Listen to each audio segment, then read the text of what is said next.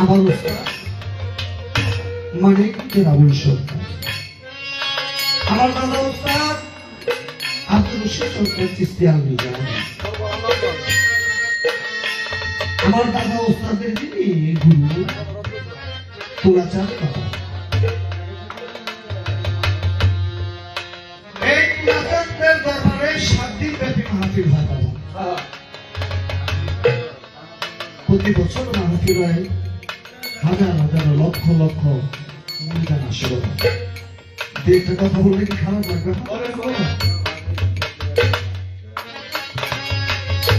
তুলাচাঁদের দরবারে উরুষ। আমার একজন পাগল ভক্ত ছিল, যার নাম ছিল ভ্রমর পাগলা। শুধু সারাদিন পাগলামি করে বেড়াতো, মুখে তার আর অন্য কোনো নাম যোগ ছিল না, শুধু ছিল তুলাচাঁদ তুলাচাঁদ। বাৎসরিক উরুষ চলে এসেছে বাবার দরবারে। দয়ালের দরবারে যাবে, যাইতে যে গাড়ি ভাড়া লাগবে সে ভাড়াটাও তার কাছে নাই। কেমন করে যাবে দয়ালের বাড়িতে? ওই দরবারে যত ভক্ত আছে তার পীর ভাই দৌড়ে দৌড়ে খালি পীর ভাইদের কাছে যায় আর বলে, ভাই তোমরা তো তুলাচাঁদের দরবারে যাই না, আমার কি সঙ্গে করে একটু নিবে না? এবারে কান্নাকাটি করতে করতে গুরু ভাইরা স্বীকার করলো, ঠিক আছে ভাই তোরে নিয়ে যাবো, পুরুষের দিন তুই আমাদের সাথে হাজির থাকিস। যেদিন উরুষ সেদিন তুলাচাঁদের দরবারে যাবে সবাই। ভ্রমর পাগলা চলে আসছে, তার তরিকার ভাইয়েরা, নিদানের ভাইয়েরা, গুরু ভাই যারা ছিল তারা বলে, ভ্রমর রে, একটা লোক টাঙ্গাইল হইতে মানিকগুল বেঁচে অনেক টাকার ভাড়া, তুই যখন যাবি তবে বিনা পয়সায় নিব, একটা কাজ তোকে করতে হবে। বলো দাদা আমি কি কাজ করবো?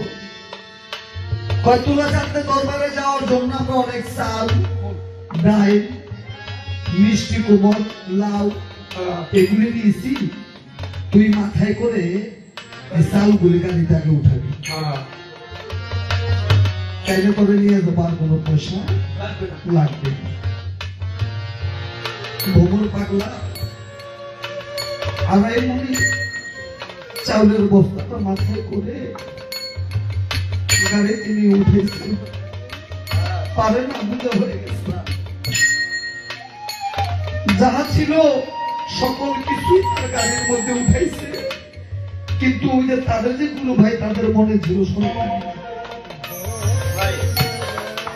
এক গুরু ভাই ঢেকে বলে, ভুটানে আর একটা কাজ তো বাকি রয়ে গেছে, তুই এই কাজটা কর। বলে দাদা বলেন কি কাজ বাকি আছে? আমি তোরে কিছু টাকা দিতেছি, তুই ওই দোকান থেকে কয়েক প্যাকেট আগরবাতি, কয়েকটা মোমবাতি নিয়ে আয়, এখন দরবারে যাবো, এটা তো দরকার আছে।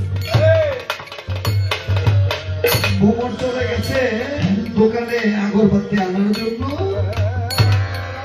আর এইদিকে গুরু ভাই বলে, গাড়ি ছেড়ে দে, আমরা ভ্রমরকে নেবো না, পাগল মানুষের শরীর থেকে আসে দুর্গন্ধ, এই ভ্রমরকে দরবারে নেওয়া যাবে না, গাড়ি ছেড়ে দে। গাড়ি ছেড়ে দিচ্ছে বাবা, গাড়ি চলে গেছে। ভ্রমর পাগলা আগরবাতি মোমবাতি নিয়ে দৌড়ে আসছে, গাড়িটা নাই। চোখের পানি ফেলে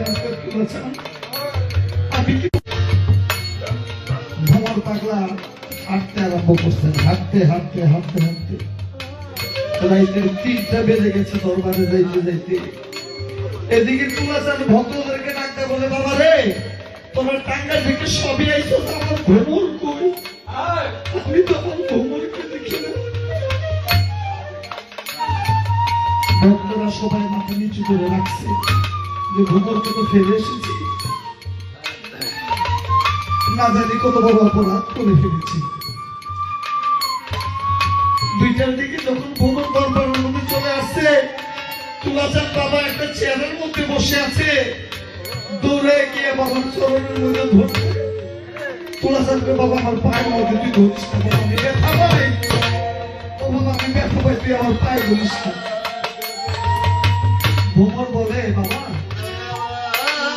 আমি আপনার পায়ে ধরলাম, আপনার ব্যথা পান কেন? আপনি কি করে ব্যথা পাইছেন? বাবা রে, ওই টাঙ্গাইল থেকে যখন তুই নিয়ে করছো আমার দরবারে, আমি জানি কখনো জুতা পরস না, কারণ দয়ালের দরবারে আসলে পায়ে জুতা রাখতে হয় না, যদি জুতা থাকে তাহলে সে গুণাগার হয়ে যাবে। আমি জানি তুই জুতা ছাড়া রওনা দিয়েছিস, তাই আমি সে তোর ভিতরে ঢুকে তোরে কোনো আঘাত পাইতে দেই নেই বাবা। যত বাজার ছোঁয়া পড়ছে আমার পায়ের মধ্যে দেখ, সবগুলি ছোঁয়া দিছি আমি তোরে কোনো দোয়া করতে দেব না।